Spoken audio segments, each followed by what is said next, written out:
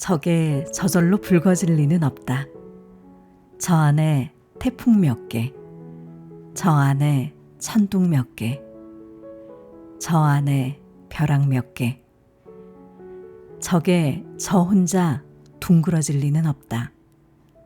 저 안에 무서리 내리는 몇 밤, 저 안에 땡볕 두어 달, 저 안에 초승달 몇 날. 안녕하세요. 책틈입니다. 이 시는 대추 한 알이라는 장석주님의 시입니다.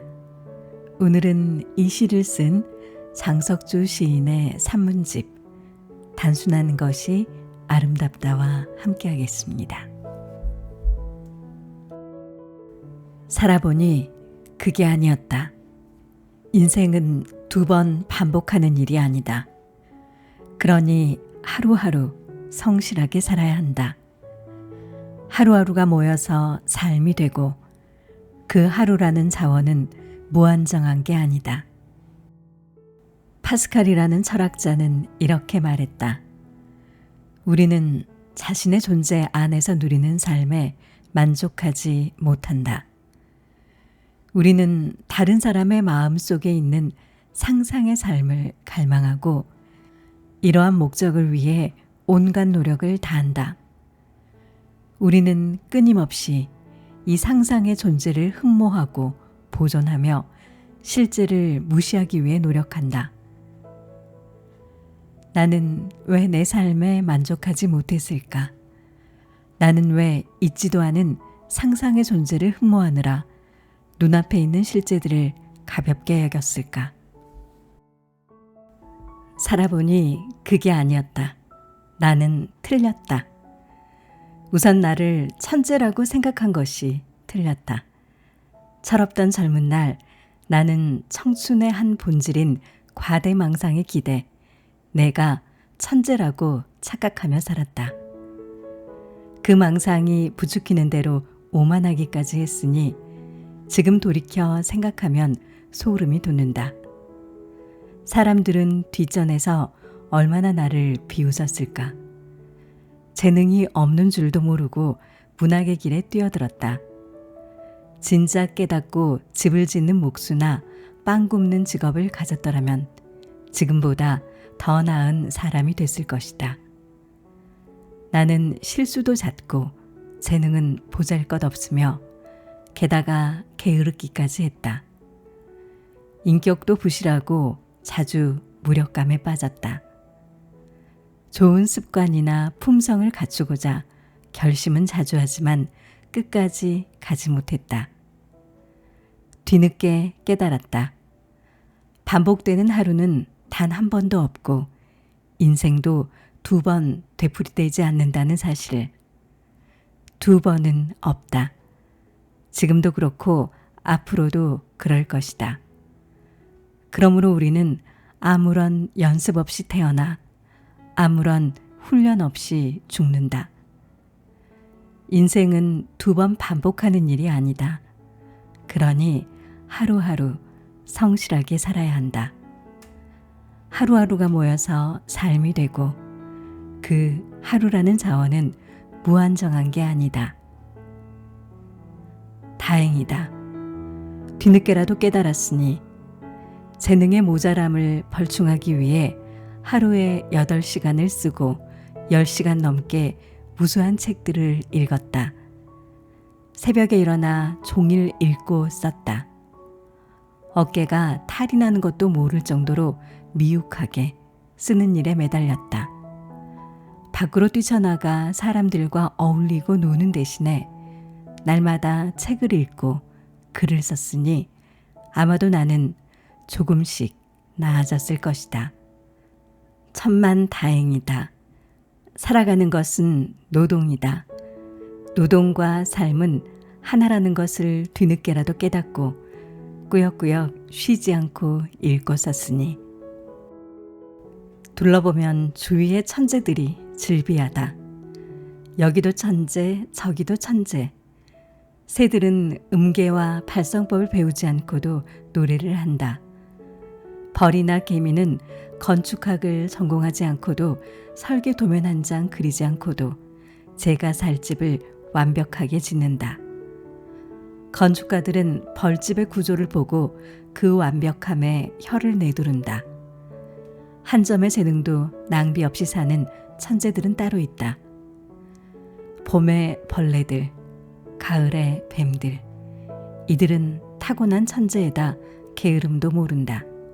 이들은 계절의 순환에 적응하고 들고 나는 때를 기막히게 알아서 행동한다. 그 자체로 완벽하고 아름다워 늘 나를 감탄하게 하는 것은 따로 있다. 봄날 모란꽃 피는 것, 가을날 하늘을 무리지어 나는 새들. 어찌 내 한 줌의 재능이 그들의 발치에라도 미치랴.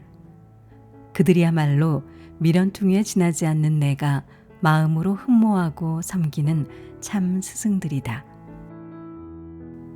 마음의 생태계. 하루 종일 어떤 생각들을 하는가? 대체로 사람들은 돈, 자식, 건강, 사업, 연애, 학문, 예술, 출세 따위에 대한 생각들을 하며 보낸다.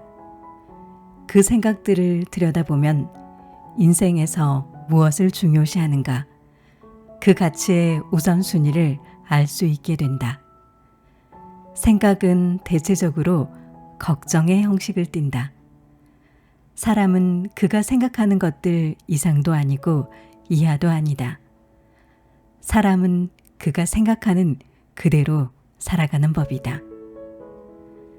생태계라는 말을 들으면 우리는 자연을 연상한다. 한 책은 생태계가 생물들이 살아가는 자연, 즉 서식 환경을 가리킨다고 설명한다. 생태계란 생물과 그 생물이 살아가는 서식 환경, 즉 토양이나 물, 기후 같은 생물 외적인 것이 서로 영향을 주고받으며 그 안에 모든 종류의 생명체가 나고 살고 죽는 행위가 외부의 도움 없이 가능한 체계다. 생태계는 자연에만 있는 것이 아니라 인간의 마음에도 있다. 마음의 생태계가 어떠한가에 따라 삶의 질이 결정된다. 따라서 제 마음의 생태계를 돌보는 일은 아주 중요하다. 삶이 수수께끼라면 그것은 마음의 불가해함에서 비롯된 수수께끼 때문일 것이다.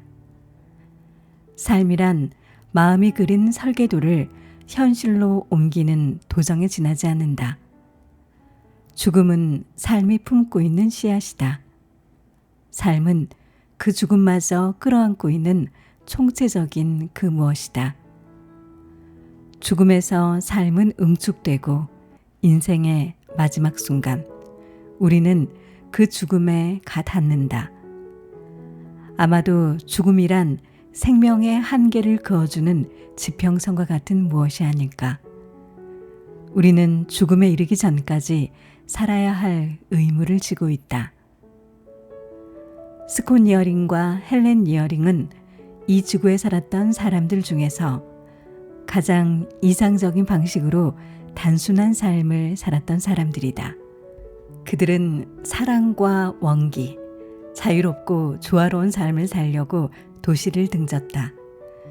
즉 미국의 지배적인 생활 방식을 떨치고 버몬트라는 시골로 들어가 그들은 땅을 일구고 자신들이 먹을 것들을 스스로 마련하고 돌을 쌓고 지붕을 얹어 자신들이 살 집을 지었다. 그들은 유기농법으로 과일과 채소를 재배해 먹고 생명력이 있고 깨끗한 곡물들을 취했다. 그들은 다른 동물들을 부리거나 사고 팔며 죽이고 먹는 일을 애써 하지 않았다. 그런 일들이 제 양심을 더럽히는 일이었기 때문이다. 동물들을 사람보다 열등한 존재로 대하지 않는 것은 동물들이 우리와는 형태가 다른 자아들일 뿐이라고 믿었기 때문이다. 다만 어떤 것은 지느러미가 있고 어떤 것은 날개가 있고 어떤 것은 네 다리를 갖고 있을 뿐 우리와 다르지 않은 자아들이라는 것이다. 스콘 이어링과 헬렌 이어링이 실천한 이 소박한 삶은 마음의 생태계를 정화하고 깨끗하게 유지하는 데 큰 도움이 된다. 첫 번째, 어떤 일이 일어나도 당신이 할 수 있는 한 최선을 다해라. 두 번째, 마음의 평정을 유지해라. 세 번째, 당신이 좋아하는 일을 찾아라. 네 번째, 집과 식사, 옷차림을 간소하게 하고 번잡스러움을 피해라. 다섯 번째, 날마다 자연과 만나고 발밑에 땅을 느껴라. 여섯 번째, 농장일이나 산책 등 힘든 일을 하면서 몸을 움직여라. 일곱 번째, 근심을 떨치고 하루하루씩 살아라. 여덟 번째, 날마다 다른 사람과 무엇인가를 나누어라. 혼자면 누군가에게 편지를 쓰고 무엇인가 주고 어떤 식으로든 누군가를 도와라. 아홉 번째, 삶과 세계에 대해 생각해보는 시간을 가져라. 할 수 있는 한 생활에서 즐거움, 유머를 찾아라. 열 번째, 모든 것의 내재에 있는 하나의 생명을 관찰해라. 11번째, 모든 피조물에 애정을 가져라. 이것이 스콘 이어링과 헬렌 이어링이 지켰던 미니멀 라이프, 그 단순한 삶을 위한 원칙들이었다. 다시 읽다 보니 보석같이 고결한 생각들이 고스란히 드러나 있다. 스콘 이어링은 80대 후반에 이르러서도 건강을 유지했다. 그의 정신은 여전히 분별 있는 지혜로 가득 차고 감성은 무뎌지지 않았으며 팔다리는 강건했다. 그것은 마음의 생태계가 건강했기 때문이다. 마음의 생태계가 활력이 넘쳤던 탓에 늙음이 그를 권태와 쇠퇴로 굴복시키지 못했다. 그는 나이가 들어서도 활력이 넘쳤고 100세까지 살았다. 우리가 단순하게 살아야 하는 이유는 분명하다. 단순한 삶이 마음의 생태계를 깨끗하게 유지하는 법이다. 스콘 이어링이 100세가 되었을 때 그는 능동적으로 죽음을 맞기를 원했다. 그는 죽음이 다가오는 것을 느끼며 음식을 끊었고 나중에는 마시는 것도 끊었다. 죽음을 피동적으로 기다리는 대신에 자발적으로 그것을 끌어안았다. 죽음은 광대한 경험의 영역이다. 나는 힘이 닿는 한 열심히 충만하게 그렇게 살아왔으므로 기쁘고 희망에 차 간다. 죽음은 옮겨감이거나 깨어남이다. 모든 삶의 다른 국면에서처럼 어느 경우든 환영해야 한다. 스콘 이어링은 수명을 불필요하게 연장하기 위해 주사와 심장 충격, 강제급식, 산소 주입, 수혈 따위의 일체의 의학적 도움을 거부했다. 그는 어떤 진정제나 진통제, 마취제의 도움 없이 조용하고 평화롭게 눈을 감기를 원했다. 죽음이란 나쁜 경험이 아니었다. 내가 아는 한에서 스콘 이어링은 가장 아름다운 방식으로 죽음을 맞은 사람이다. 씨앗이 터질 때가 되면 식물은 갑자기 낱낱으로 흩어진다. 그 순간 씨앗은 껍질 속에 갇혀 그렇게 오랫동안 좁게 누워있던 상태가 파괴되는 것처럼 느낀다. 그러나 사실은 새 세상을 얻는다. 죽음은 우리가 살아서는 한 번도 겪어보지 못한 새로운 경험이다. 껍질 속에 있던 씨앗들이 흩어져 새 세상을 얻듯이 우리는 죽음을 통해 더 넓은 우주로 나아가는 것인지도 모른다. 그렇다면 그것을 무서워하고 피할 까닭이 무엇인가? 행복은 큰 비용이 들지 않는다. 내게 주어진 인생의 중요한 의무는 단 하나뿐이다. 단순하게 행복해지는 것, 아름다운 것을 아름다움으로 느끼고 받아들이는 것, 그게 인생 최고의 소명이다. 오늘 아침 나의 식사는 곶감 하나, 사과 한 알, 두유 한 잔이 전부다. 곶감은 상주 곶감, 사과는 청송 사과다. 곶감과 사과를 아껴 먹고 두유를 천천히 마신다. 아침 식단은 소박하다. 이걸 다 합쳐도 주먹 하나 크기를 넘지 않는다. 내 위의 크기가 딱 그만하니 그만큼만 먹는다. 사실 우리는 지나치게 많이 먹는다. 제 위보다 넘치게 먹다 보니 자주 탈이 나는 사람이 많다. 저녁에는 밥 반 공기, 고등어 반 마리, 두부와 채소 3줌을 먹는다. 나는 이 소박한 밥상에 만족한다. 넘치게 먹는 것은 탐욕이고 자연에서 보자면 낭비이다. 낭비는 몸을 괴롭게 하는 일이다. 오늘 아침에는 무명 옷 한 벌, 모자, 그리고 오래된 구두를 신는다. 무명 옷은 몸을 가려주고 모자는 직사광선의 뜨거움을 막아준다. 구두는 낡았지만 비 오는 날에도 물 새는 법 없이 끄떡없다. 오늘은 해가 중천에 높이 떠서 고르게 햇빛을 비추니 덧옷을 걸치는 일은 쓸데없는 짓이다. 이것만으로도 오솔길을 걷고 이웃집 나들이에 부족함이 없다. 잘 때는 몸을 덮을 무명이불 한 채, 베개 하나면 족하다. 이웃이 비단금침을 덮는다 해도 내게 부족함이 없으니 부러워할 필요는 없다.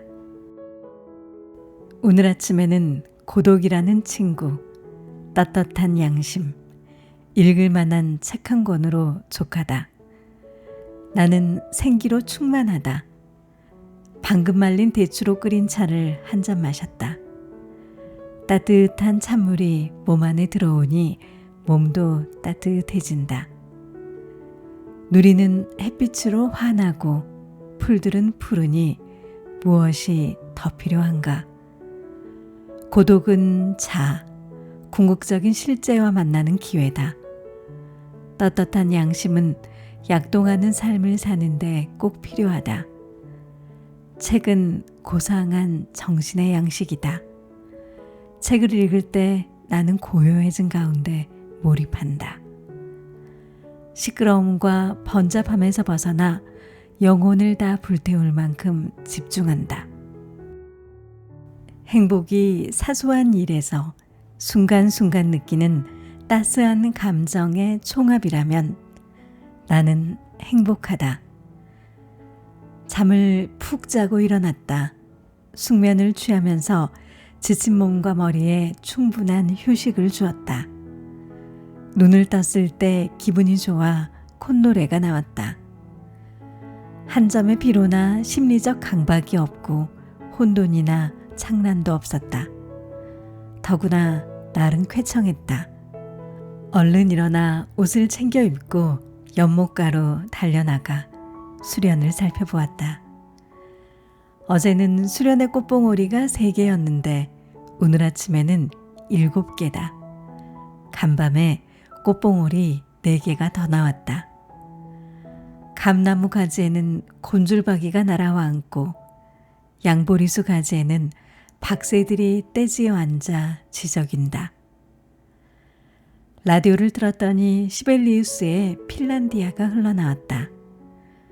귀파키 안으로 맑은 선율이 쏟아져 들어왔다. 세상은 고요하고 음악은 훌륭하다. 눈을 감고 그 곡이 끝날 때까지 귀를 기울였다. 연주가 끝났을 때 누군가에게서 진심을 담은 선물을 받은 듯 기분이 좋아졌다. 내 인생의 중요한 의무는 단 하나뿐이다. 단순하게 행복해지는 것. 아름다운 것을 아름다움으로 느끼고 받아들이는 것. 그게 인생 최고의 소명이다. 오늘 아침 나는 어느 한 군데 아픈 곳이 없다. 머리는 맑고 눈은 환하고 팔다리도 멀쩡하다. 당장 들판을 달릴 수 있고 먼 곳으로 여행을 떠날 수도 있다. 더구나 내게는 남다른 재능이 있다. 남의 말을 귀 기울여 듣는 재능, 훌륭한 시와 오래된 목가구, 귀를 황홀하게 하는 음악의 아름다움에 기뻐할 줄 아는 재능, 수련이 피는 여름 아침, 까르륵거리는 아기, 젊은 사람의 미소에 화답할 수 있는 재능 말이다. 내게 주어진 인생의 중요한 의무는 단 하나뿐이다. 단순하게 행복해지는 것, 아름다운 것을 아름다움으로 느끼고 받아들이는 것. 그게 인생 최고의 소명이다. 오늘 아침 나는 차를 마시고 마당을 어슬렁거리며 새들이 명랑하게 지저귀는 소리를 들었다. 누리의 햇빛은 빛나고 영산홍 꽃망울은 도톰해졌다. 얼마 지나지 않아 영산홍 꽃들이 만개하리라. 내게는 지금 당장 조급하게 처리해야 할 일도 없고 어디론가 급히 가봐야 할 때도 없다. 나는 한가로운데 그 한가로움 속에서 심심함이 고인다. 나는 그 심심함이 좋다. 깊은 심심함을 두고 한 철학자는 경험의 알을 품고 있는 꿈의 새라고 했다. 심심함이 내 삶을 부드러운 천처럼 감싼다. 이맘 알리 후주이라는 사람은 불안 세속적 물질의 넘침을 말하며 가난은 그것의 결핍이다라고 말했다. 나는 부자도 아니고 가난하지도 않다. 돈이 주체할 수 없을 만큼 많다면 오늘 아침 그걸 어떻게 굴릴까 생각하느라 머리가 터질 지경이었을 것이다. 내가 너무 가난하다면 끼니 끓일 것을 걱정하며 의기소침해 있었을 것이다. 다행이다. 내가 큰 부자도 아니고 엄청 가난한 사람도 아닌 것은 나는 책 읽기를 좋아하고 작은 소유에 기꺼워하는 사람이다. 검고도 배우지 못하고 미인과 함께 살지는 못한다 해도 큰 욕심을 버리고 소박하고 단순함을 사랑하는 삶에 기뻐하는 것이 바로 내 행복의 원천이다.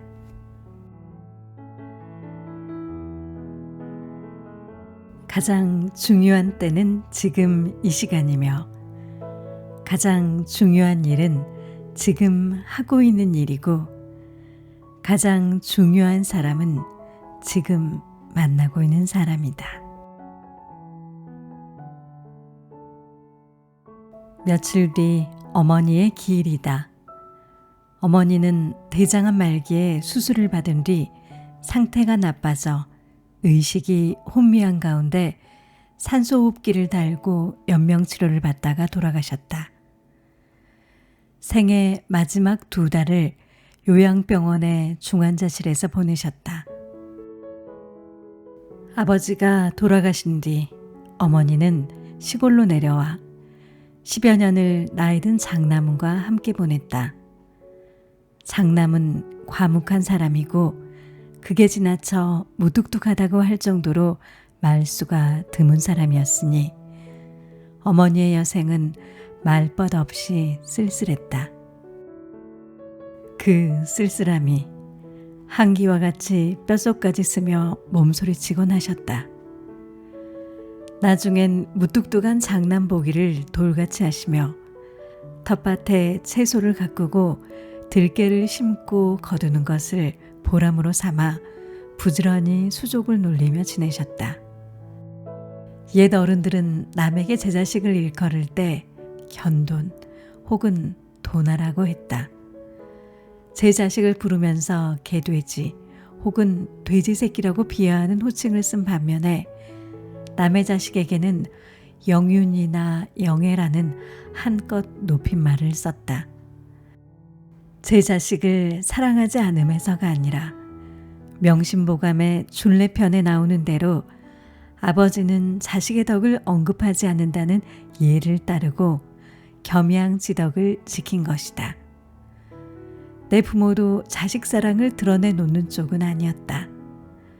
철없던 젊은 시절 그게 은근히 불만이기는 했다. 내 부모 역시 내심 자식을 자랑스러워했을지 모르나 입 밖으로 꺼낸 적은 없다. 40줄을 들어서며 나는 부모에게 고분고분하지 않았다. 어머니는 늙은 아들의 섭생을 염려해 끼니 때마다 따뜻한 밥을 차리셨다.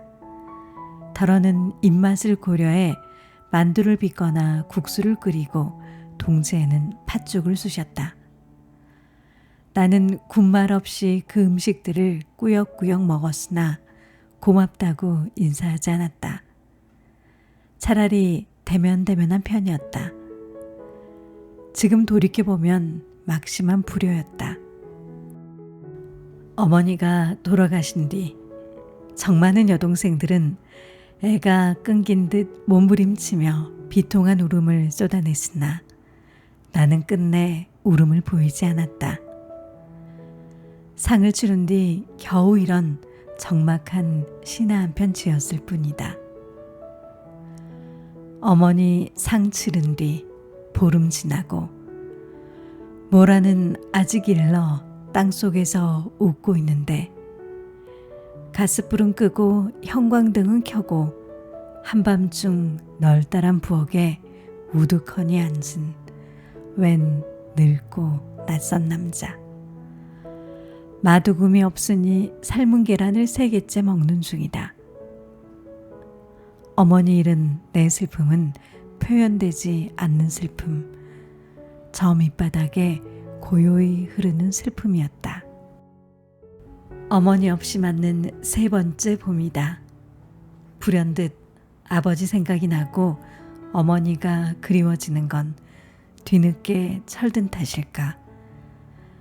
강고등어와 김장김치를 올리고 햇살로 지은 밥을 얹은 늦은 저녁상을 앞에 두니 어머니와 둘이 함께한 적막한 식사 광경이 떠오른다. 그때 어리석게도 어머니가 떠나리라는 생각을 하지 못했다. 내 살과 체액 속에 어머니는 살아있지만 어머니는 내 곁에 없다.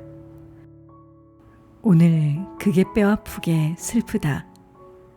내 실수는 평범한 것, 즉 당신에게 가장 중요한 때는 지금 이 시간이며 당신에게 가장 중요한 일은 지금 하고 있는 일이고 당신에게 가장 중요한 사람은 지금 만나고 있는 사람이라는 사실을 망각한 것이다. 우리는 그 중요한 지금을 놓치면서 산다. 우리는 중요한 것은 지금 하고 있는 일이고 중요한 사람은 지금 만나고 있는 그 사람이라는 사실을 놓치고 항상 뒤늦게 후회한다. 나는 아무것도 바라지 않는다. 나는 아무것도 두려워하지 않는다. 나는 자유다. 그리스인 조르바를 처음 읽었을 때 나는 한창 젊었다. 너무 젊어서 무엇을 위해 살아야 할지, 내게 주어진 그 많은 시간들을 어떻게 써야 할지 알지 못했다. 삶의 본질들을 찾고 메이지아는 자유의지로 살고 싶어 닥치는 대로 책들을 구해 읽었고 그 해답을 구했으나 요원했다.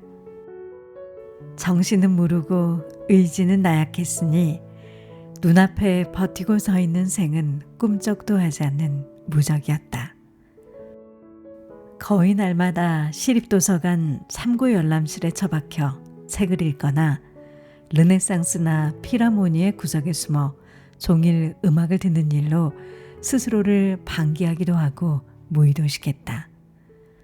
더러는 북한산 골짜기에 주인을 알 수 없는 무덤가에서 한나절을 뒹굴다 오거나 시외버스를 타고 나가 안양의 철진한 유원지를 걷다가 돌아오곤 했다. 최소한도 납득할 수 있는 생을 살 수만 있다면 나는 부나 명예 따위는 필요 없다고 생각했다. 그리스인 조르바, 크레타의 햇빛과 진흙, 그리고 바다를 섞고 그 진료로 빚어낸 인간 조르바의 이야기를 담은 소설이다. 젊은 작가 카잔차키스는 항구의 술 냄새와 사람 냄새가 뒤섞여 진동하는 한 카페에서 늑수구레한 한 노동자를 만난다. 노인은 책만 읽으며 살아온 젊은 작가에게 다짜고짜 날 데려가시겠소? 이렇게 말하며 접근한다. 카잔차키스가 34살일 때 전쟁으로 석탄연료가 부족해지자 우연히 오가다 만난 기오르고스 조르바라는 노동자를 고용해 펠로폰네소에서 갈탄 탄광 개발 사업을 벌인다. 그 사업은 6달 만에 실패한다. 조르바는 책만 읽고 살아온 젊은 작가의 머리와 영혼을 송두리째 흔들어 놓는다. 그들은 6달 동안 먹고 마시고 웃고 놀고 바닷가에서 밤새워 얘기를 나눈다. 갈탄 사업은 실패하고 자본금을 다 털어먹고 거덜이 났지만 그는 이렇게 고백하기에 이른다. 굶주린 영혼을 만족하기 위해 오랜 세월에 걸쳐 책과 선생들에게서 받아들인 영양분과 겨우 몇 달 사이에 조르바에게서 얻은 꿋꿋하고 용맹한 두뇌를 돌이켜보면 나는 격분과 쓰라린 마음을 견디기가 힘들다. 작가는 조르바 앞에서 그토록 수치를 느꼈던 적은 없었다고 고백한다. 그들은 곧 헤어졌고 제각각 갈 길을 간다. 카잔차키스는 간간히 조르바의 소식을 듣는다. 조르바는 세르비아에서 마그네이트 광맥을 찾아내 물줄을 끌어들여 갱도를 뚫는 사업으로 한 몫을 챙기고 예쁜 과부인 유바라는 여인과 결혼해 아이도 낳는다. 두 사람은 태풍 속에서 서로를 잃기도 하고 간혹 가느다란 인연의 끈이 전하는 소식을 접하기도 한다. 카잔차키스는 58세 되던 해인 1941년에 조르바의 성스러운 삶이라는 소설을 쓰기 시작해 1943년 63세 때에 완성한다. 굶주림과 사륙의 광기들이 세계를 지배하던 그 시절, 종이와 잉크에 의지해 삶을 가로질러 가려 했던 한 영혼의 내면에 깊은 자국을 남긴 채 지나간 위대한 이야기는 그렇게 세상에 나왔다. 2013년 여름, 나는 지중해를 여행하며 흠모하는 그리스 국민 작가 니코스 카잔차키스의 무덤에 붉은 꽃 한 송이를 바치려고 크레타 섬을 찾아갔다. 그 가슴 벅찬 순간이라니. 그동안 나는 이 소설을 몇 번이나 읽었던가. 이 소설에 열광하며 여러 번 읽다 보니 문장들을 거의 외울 지경이 되고 말았다. 진정한 행복이란 이런 것인가. 야망이 없으면서도 세상의 야망은 다 품은 듯이 말처럼 뼈가 휘도록 일하는 것. 사람들에게서 멀리 떠나 사람을 필요로 하지 않되 사람을 사랑하며 사는 것. 성탄절 잔치에 들러 진탕 먹고 마신 다음 잠든 사람들에게서 홀로 떨어져 별은 머리에 이고 무틀 왼쪽, 바다를 오른쪽에 끼고 해변을 걷는 것. 이 문장을 가장 좋아한다. 조르바는 실존 인물이다. 도자기를 빚는 농로를 돌리는데 손가락이 걸리자 주저하지 않고 단박에 잘라버린 사내. 세상을 방랑하며 만난 숱한 여인들과 사랑을 나누고 여인들의 음모를 모아 베개를 만들어 베는 사내. 산투리를 연주하며 세상을 떠도는 삶을 기꺼워하고 술과 음식과 여인만 있다면 더는 아무것도 바라지 않는다는 사내. 뼛속까지 자유인이던 그가 바로 조르바다. 그리스인 조르바는 야성적이고 호방하며 삶을 사랑하고 죽음을 두려워하지 않는 한 노동자의 삶을 통해 위대한 영혼은 어떤 것인가를 보여준다.